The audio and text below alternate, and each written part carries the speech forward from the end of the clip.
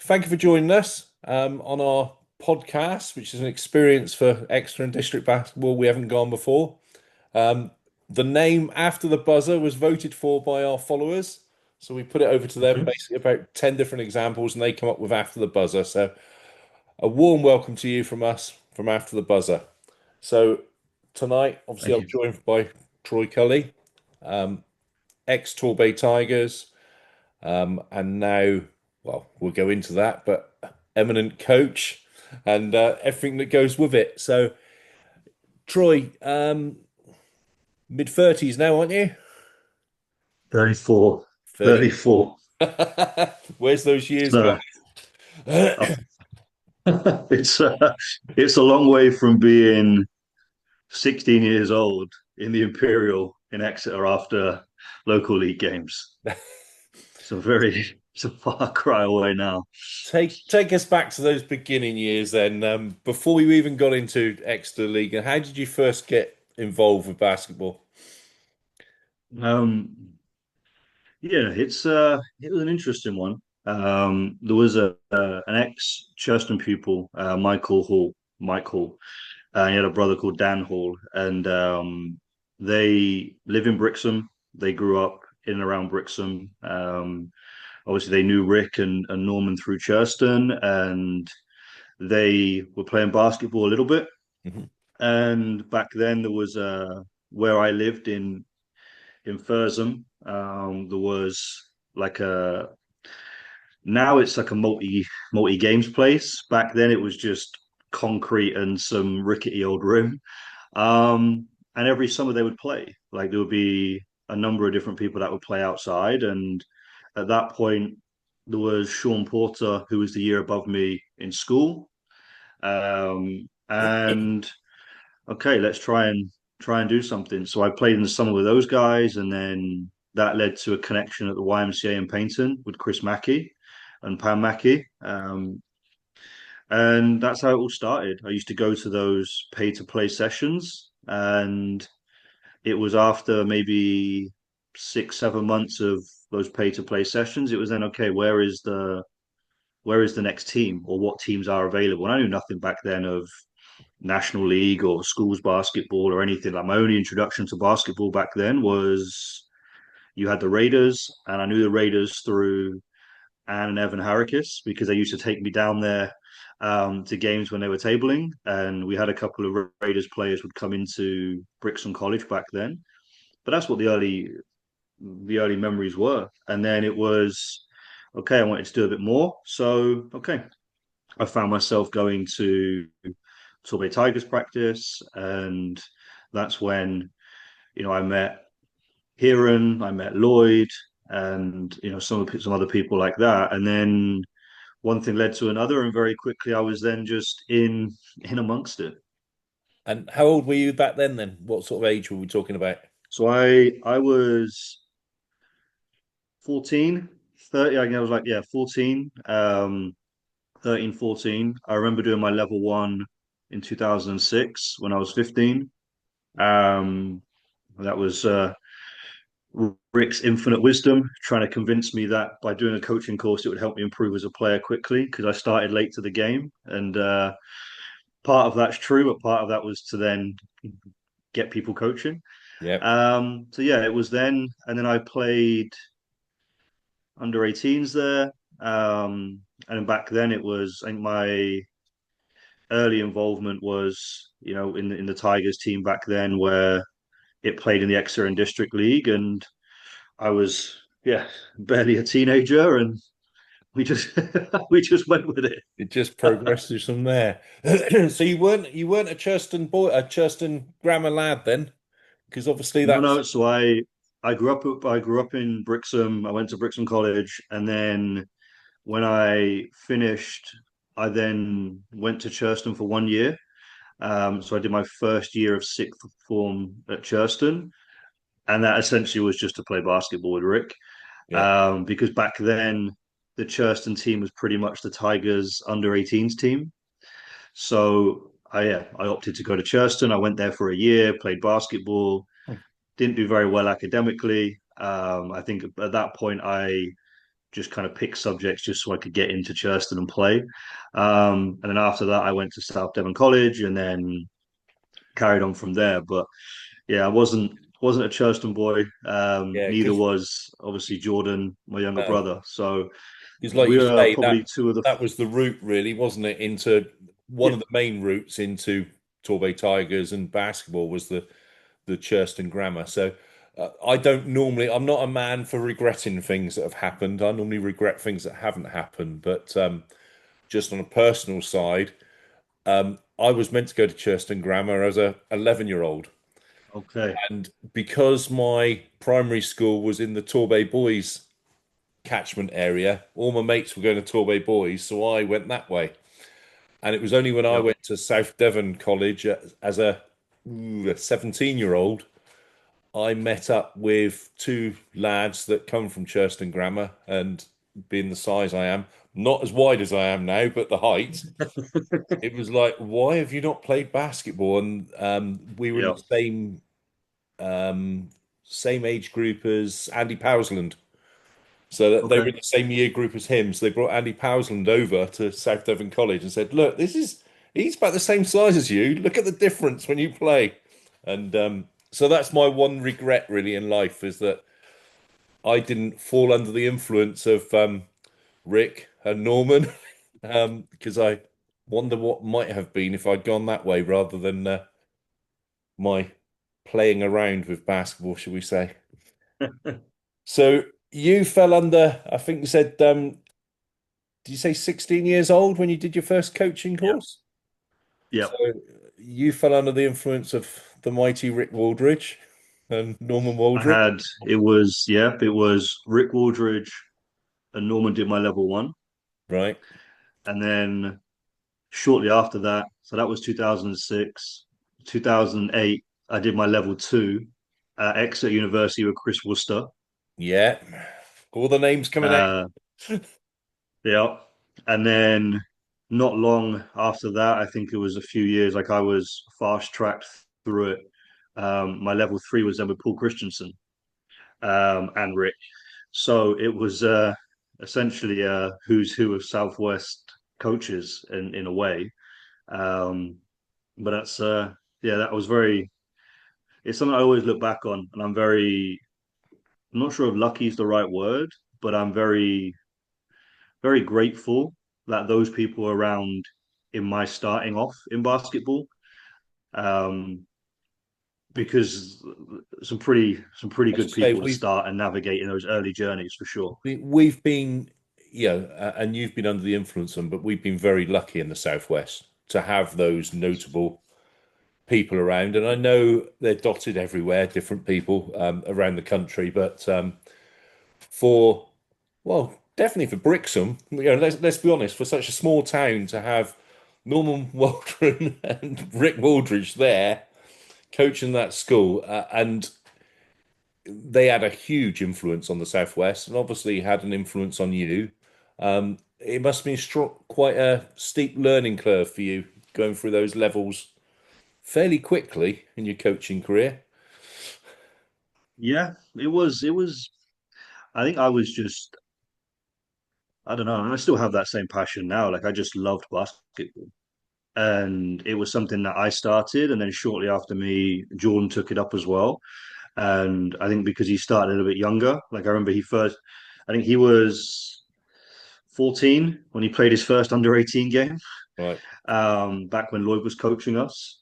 And it was just, I think the thing that really made it what it was, and I thought about this the other day, is there was always a phrase which was like the Tigers ethos, and it was like a running theme. And I remember anytime it was said, it was always Headley, so Andy Powell's brother, or Barry Bailey would check the clock and be like, oh, "What time was it said?" And it was always just that family feel that we are, even though it was like you said, predominantly Churston-based players which came through and laid the foundations. I think towards the end of like the 2000 like 2006 2007 a bit later, it then started opening up, and you had other people that weren't necessarily in Churston, but everyone was still made to feel like they were part of something. And I think that was what was really nice, is that there was a lot of guiding when I first started playing basketball. It wasn't I'm just starting and I'm just trying to figure stuff out. It was I had a lot of good people around me, and it just that bug was just there, and it made me want to keep coming back and wanting to learn more. And okay, I'm in this session, but I want to go to that session with that team. I'm coaching with this team, but I want to get there. And it was just I think I fell in love with it very early on, and I just said yes to everything. I was refereeing games, I was tabling games. I just loved a different sport, because for me growing up it was always everybody played football or rugby, and a lot of the time in school it was football or rugby. So to find something, because I was quite a tall teen, like my height at 15, 16 is not too dissimilar to what it is now. Um, so just to find something where I just felt like I belonged right away was great. Basketball has that way, doesn't it? It's all encompassing basically. It takes over your world if you're not careful. It really does. It's yeah, I've obviously come from a different side of basketball, but it just you just lose days. You lose days, years. It's just vanished as you're sucked into it. Um yeah. Yeah, you were saying it wasn't just Churston at Torbay Tigers towards those latter years, and I remember your catchment area became quite large, didn't it? There were people traveling up from Plymouth to play, and Yeah. Yeah, I think especially in the younger age groups as well as they were coming through, so the National League sides. Um, yeah. Um, so you've gone from coaching under 14s, did you say when you started off? yeah, So coaching the yeah. young age groups. Did you progress up through the age groups at Torbay Tigers with those groups?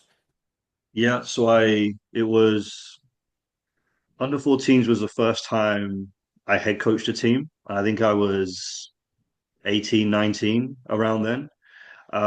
Before that, it was always like I was Rick's assistant with the under 16s. At the time, it was like I was Rick's assistant with the 16s, but still playing for the under 18s. And then I remember shortly after coaching the 14s, I then head coached the 16s. And I was head coaching the under 16s at the same time my brother was playing for the Oh, 16s. So that must have been interesting.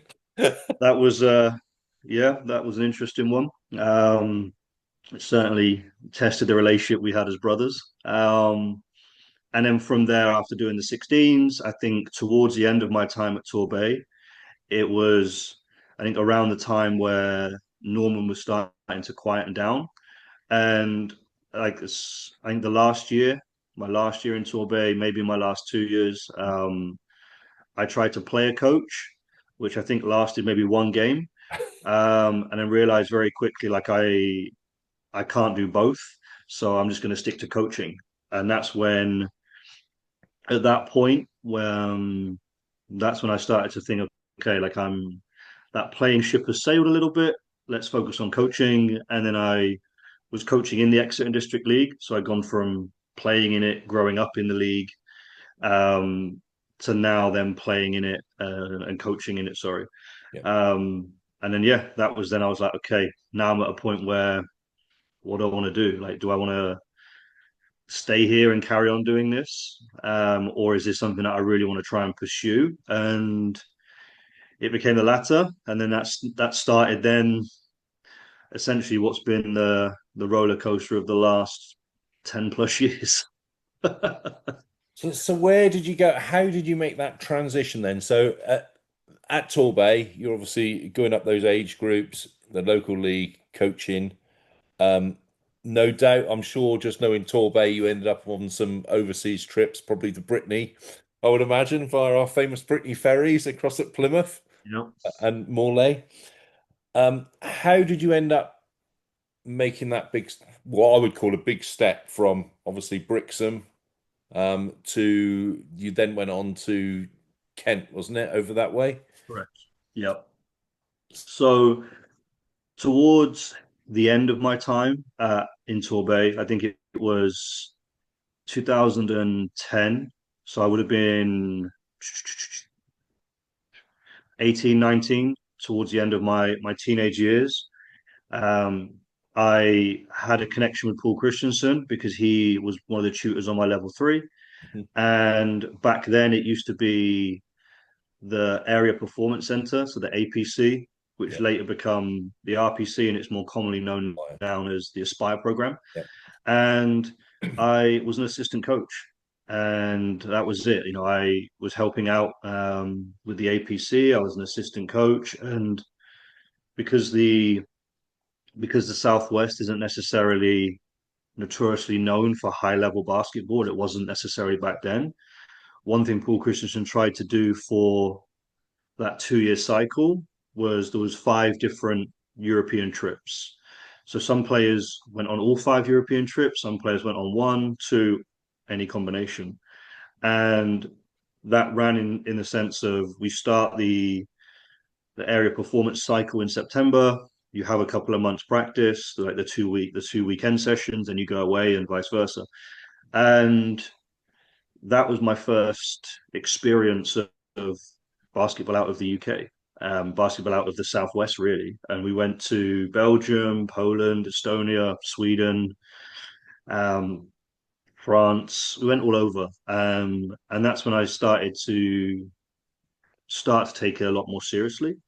And I met a coach then, Mark Cernsich, a Canadian guy who used to be at Taunton, and he was coaching in the APC as well. And he left in 2012 and moved to Kent. And then we kept in contact because I was his assistant through these European trips. And then, yeah, it was coming to the end of my time at Torbay. I had some experience of Jordan being at Reading because he moved away to their academy Okay. um, beforehand. And I'd spoke to a couple of different programs. Like I was speaking to Reading, I was speaking to Loughborough, I was speaking to Kent, and then yeah, we got to a point where it was all right. Let's make a decision, and it came through the fact that I knew Mark. I'd worked with Mark, so there was an opportunity to go and assist him. So I moved to Kent, and that then kick-started the next step forward, where I went to university. I did my undergraduate, which allowed me to then be away from home and put me in a position where I could coach. And the thing that attracted me most about Kent was Tigers. Tigers always had their men's team in local league, but Mhm. then the junior teams always fluctuated depending on the kids they had. So some years it might just be under 16s, some years it might be 16s and 14s, some years it might be 18s and 16s. Like it varied.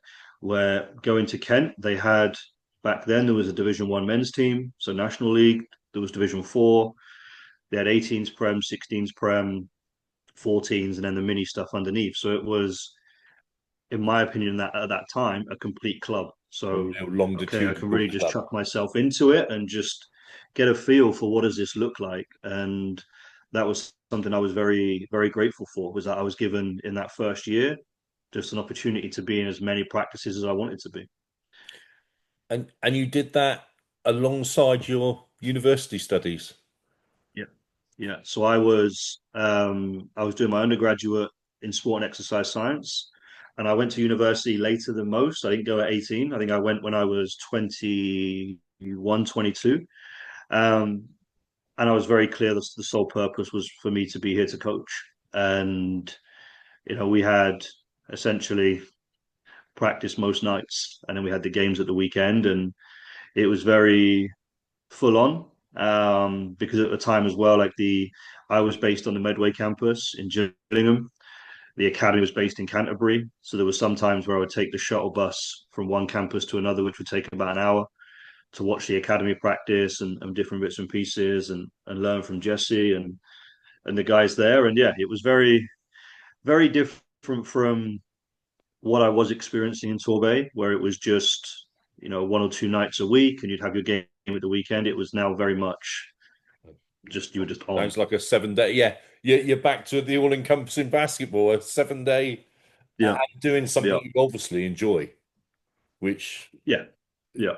makes a huge difference. I'm going to go back slightly now to your Aspire days, and I'm sorry to jump around, but you were talking about traveling across to, different European countries, to France, to Belgium, to um, Mm. Eastern European countries. Now, you were saying earlier that, in this country, football, rugby, are the main thing, and basketball never seems to, although it's meant to be, obviously I think it's meant to be the top indoor sport, isn't it, or the second most played sport Yeah. in the UK. It never seems like it, but European countries and Eastern European countries, basketball is a completely different kettle of fish over there, isn't it? And Yeah, it is. It is. And I yeah, think that's what really opened my eyes. And I'm very fortunate now that through what Paul Christensen granted me with the Southwest program, what I was able to do in Kent, the same when I've been very lucky that every place I've been to before, okay, I've now moved here and I live in Europe, so to speak. yeah, Every other place they value doing some form of international trip. So at Myerscough, we played in an overseas league. In Canterbury, we took 2-week excursions to different places. In the southwest, we went to different places. So I am very privileged, and I can say this. I'm very privileged that I had the opportunity to coach in over 20 different places and see basketball for what it was in those places, a different age group. So it wasn't just under 13s, it was under 13s, under 15s, 16s, 18s, under 20s. Like I've always been able to surround myself with, well, what does basketball look like in different places, and that's always then probably just kept that spark of I want to do this one day, and I want to be over here one day, just because it's taken a lot more seriously. Um, and I think that's the one of my earliest memories was when we played in Estonia at the New Generations Cup in August, and back then it was the Sabonis Academy. So Sabonis was the NBA player from Lithuania or ex-Yugoslavia, sorry.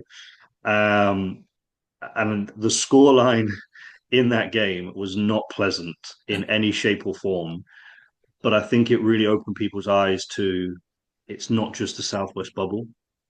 And I think that was really important for me, for the players. Um, and it was the same in where I've been in other situations, like when I was at Myerscough and we took the kids to play in the European League, and some of the kids are getting a passport for the first time to travel with us to play overseas, and then you're competing against top teams from the Balkan countries, from Spain, from France, from wherever. They're like, oh, it's not just this little bubble. It's like, no, no, like basketball is played. It's a global sport. And I think being exposed to that really just opens up your eyes to what's really available. I was going to say your experiences must have taught you a lot from just seeing how, not just seeing how different teams and from different countries play, um, but you probably got quite an insight into their preparation, I would imagine. Um, you know, even just going to those competitions, it's you get quite an insight into their whole culture, I would imagine, which obviously assists you on your coaching journey.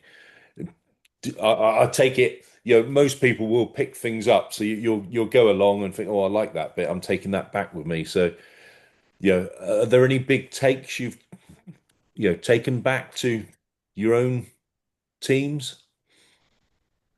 I think the biggest thing that I took, and it was something I took early on, was when I was with the England under 15 team, and this would have been 2017, around that time. And we were in Copenhagen and we were playing against other Scandinavian countries. And the England under 15 team historically always did well in this tournament.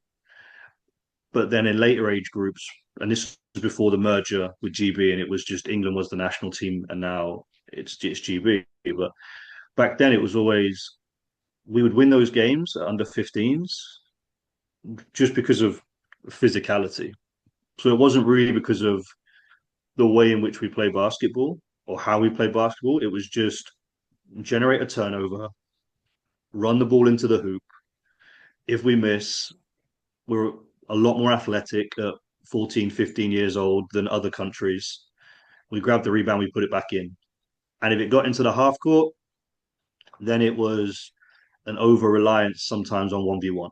Mm. And you would see some other teams where they would come down, there would be, a drive, people are moving off ball, there's different cuts, like just the awareness and the IQ of how to understand and how to play the game was very different.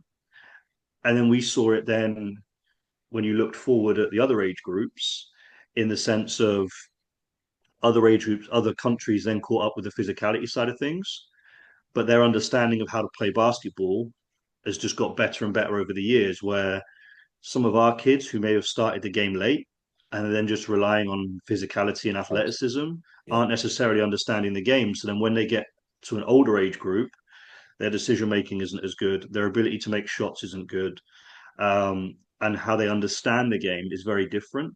Because you see it a lot with youth basketball, even now, like 10 years later, you see it a lot in junior basketball now. Like I watched Final Fours back in May for this year, and it's like typically at under 16s and under 14s, it's a track meet. There's a lot of turnovers. There's a lot of back and forth, back and forth. The percentages from the 3 point line are never good. You're talking some teams are 5 of 30, maybe as a ballpark figure, but offensive rebound numbers are high, points off turnovers are high, turnovers are high. So it's not like we're playing really well structured basketball. And I think the difference is like in other countries, you see there's different rules that are in place. Like when I was in Spain, their under 14s, the under 14 league had the rule where because they wanted the under 14s to play fast, you only check the ball with the referee on a foul. So if it was a travel, it's just you take it out the sideline, you pass it, and you go, and you have to play. It's not, oh, you're the referee, I've got to give it to you, I get it back. There was a travel, we play. It's no, if there's a foul, then okay, you in the time the referee has to go and signal it to the table, then you stop the clock. But on travels, double dribbles, stepping out of bounds, it's just you leave the ball, they run, they take it, they go, and they just play quick. And so it's different things. But I think one of the biggest things I saw in the UK was just the over reliance on The just physical. athleticism, Mm. which is again at that point it works. But the better teams, like the teams that we had at younger age groups that had success, had the players which they have the athleticism, but they understand how to play the game. Um, and it's getting better. I think, you know, how the Aspire program is now, I think is it's coming on leaps and bounds compared to, what I was experiencing back in 2010, which now I look at the date was a long time ago. Um, but it's certainly improving. Like there's a lot more volume of kids playing. But then I still think we still see some of the same problems. Like I watched, there was a under 15s Four Nations tournament this weekend just gone, and I watched the Ireland versus England under 15 game, and it's still the same thing. We still struggle to shoot the ball. We still struggle to move off the ball. If it's a ball screen, we still struggle to make reads out the ball screen. But if it's like this and it's open court, like we're very good getting downhill and playing in those situations. So there's still some work to be done. See, all this conversation, Troy, just sort of supports how much basketball's in your life because I've deliberately left some of your movements because we're never going to fit it all in 45 minutes. So I've deliberately left Myerscough and where you are now. I know we're touching on it in different ways, Mhm. but you just said you're sat there and um, you're still watching the under 15s, Aspire or the home internationals at the Yeah. weekend. You're still in Germany, aren't you, at the moment? Yeah. You sat there in Germany. You're still looking. You're still interested in how we're developing, and developing your own game in the meantime by watching it. And you know, just from talking to you now, I've no doubt you sit there with your laptop or whatever, looking at whatever's live or recorded wherever you can, basically to fill your Yeah. knowledge, which Yeah. which is It's inspiring in itself. I'll be completely yeah. honest. It is dedication, in no other form. Yeah. I think the biggest thing is just for me, it's like it's constantly evolving. Basketball is constantly evolving. Like how we play now is different to 5 years ago, and how I coach now is different to how I was coaching the national team. Like, and that was only 2 or 3 years ago. Um, but how I coach is very, very different from what it was when, I was in Kent or when I was back in Torbay. And, it is constantly evolving. And I think you have to evolve with that. And that's something that was a lesson that I took from Rick. And it will always stay with me was that even at the age he was when he first took me under his wing and was first mentoring me, like every time I would go around to his house and we would catch up, there was always something new. There was always a new book that he would give me. There was always a new DVD to watch. There was always something, and I think partly it was because his wife wanted him to clear out the garage, and I think I then became the reason to help him clear out the garage. Um, but there was always something, and I think he just instilled that you can always learn, and you Yeah. can always learn from anyone. Whether it's a conversation with a coach at the highest level or a coach that's just starting out. And I think that's something that I've always tried to embrace is just, you know, it's true. Like it has, in a way, it has become my life. Like this is it. I coach full time. Basketball is a big part of my day to day. Like even now, like we're in the off season, and I'm still spending 2 3 hours a day just watching something. It might be a coaching clinic, it might be a game because a lot of European leagues are in playoffs now. It might be I'm just watching game film on potential players that we might sign with the pro team. But it just keeps going, and I think it's just yeah it I caught the bug when I was really young, and it's just stayed with me. And I think it's for anyone that is listening and it's starting out their coaching journey or whatever, I think a lot of people can relate. I think people, yeah, that's one thing I took from the Exeter and District League is the people that I grew up around were just so invested in basketball. And there were people which grew up in Churston or grew up in Torbay and left and did whatever and then came back. But it was always just that buzz to be involved in basketball in some capacity. And I'm, very, very lucky that I worked hard and I wanted an opportunity and I wanted a bit more from it.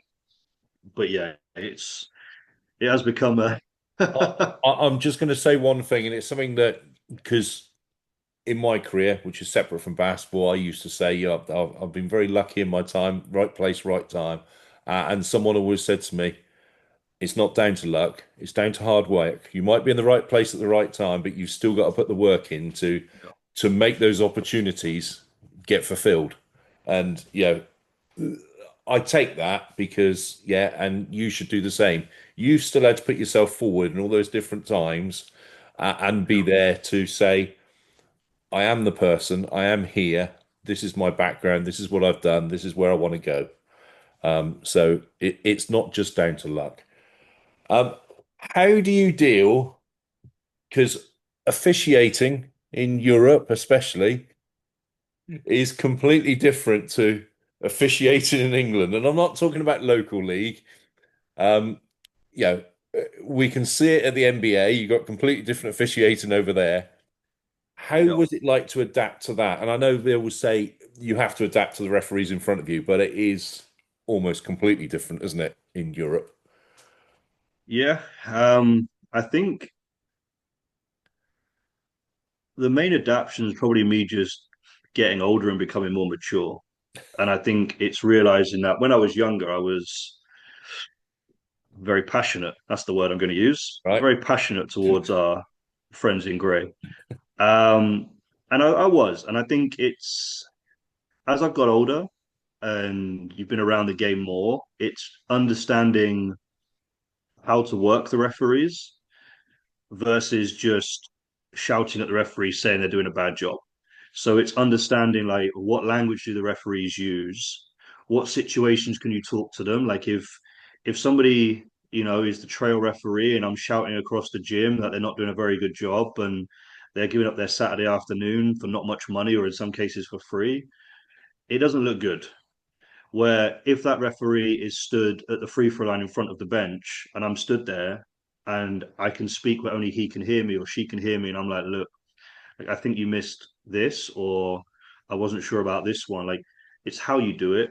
And I think over the years, like anything, I think, basketball is a people business, and you have to learn how to deal with people, how to work with people, whether you're coaching them, whether you're working with officials. And even though I haven't necessarily gotten along with all referees, I've never in nearly 20 years of doing this met a referee that's come to a game to deliberately try and get it wrong to annoy me. And there might be moments in the Yeah. heat of the game, depending whether whatever the level of the game is, like there's a call that happens and I'm frustrated at that call because I might not agree with them. But it's just how you deal with that. And I think the more I've been involved, the more I've had conversations, the more I understand the game. I think when I was younger, I wasn't really reading the rule book. It was just, oh, these are the rough rules of basketball, and then anything that blows against my team is wrong. Now it's more about, understanding, how to make sure the referee's paying attention, how to adjust. And over here, like it was a lot more physical. The game is a lot more physical. We saw it first when I was at Myerscough and we took the team out to play in Europe. Like the level of contact that's allowed. Essentially, if the player's not on the drive and they're not airborne, there's a lot of contact. There's a lot of contact on off-ball screens. There's a lot of contact as the player's trying to bring the ball up and they're being hand checked the whole time. And referees essentially let it go. But then if I'm hand checking you, and then you break free to try and go to the rim, and I've still got my hand on you and it dislodges you, then they're going to call it. Um, so that was different. Is that here it's they let a lot go, like a lot gets doesn't get called, but then they'll be real stickly about what certain things. So like a moving screen, it gets called every single time. If you just slightly lean, they're going to call it. Where if you get there a set and then really hit the guy, it's not getting called. So it's just there's some things which they're very particular about, but a lot of the stuff, like unless you're getting really hit going to the basket, a lot of the time it's just they let you play through that physicality. Both teams play through it, which is fine. But it's just having the conversation with the referees early. And then there's been some games, and I've had this conversation with referees myself, where I'm like, look, both teams are in team fouls within the first 2 minutes because you've decided to call it really tight and you've gone completely the opposite way. And then it's you having the conversation of like, look, I'm not disagreeing with what you've called. I'm just saying, are you prepared that we could be playing 3-on-3 at the end if we carry on calling this? And it's just them making aware like it's just about consistency, which is all anybody wants really is consistency. Yeah. Um, but no, I think that was the main one. The main one is just the level of physicality out here. Yeah, there's a lot of contact, a You lot of remind contact. me, we're running out of time, but I just want to say you remind me Yeah, a lot of Rick with what you said. I always remember Rick on the sidelines behind me just talking in my ear. That's a really good call you had there. Or your co-official's not on the same page you are. Just those little comments to that's the classic. influence. Yes. You're Yeah, thinking, I know what you're doing, Rick. I know exactly. But yeah, um, Troy, I'm going to round it up there. Thank you for your time. All right. We will catch up on the next one. not a It's been problem. a pleasure speaking to you, and we've got plenty more of your years to cover and your experiences. But thank you very much for your time. I'll let you get back to your whatever game you're watching tonight. There you go. I appreciate it, Carl. Thank